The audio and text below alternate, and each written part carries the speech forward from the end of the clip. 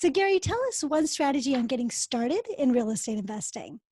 Yeah, one strategy. I think that the best strategy, especially if you don't have a lot of money, is wholesaling. Wholesaling is a very simple model for finding properties that have value. You're buying them under market with cash. It's a single offer, and then you're finding a cash buyer that wants to buy that property at a higher price, and you're signing what's called an assignment contract. And people make millions of dollars doing that. It's a very easy model, very little risk. I think that's a great strategy. It's something I'm doing.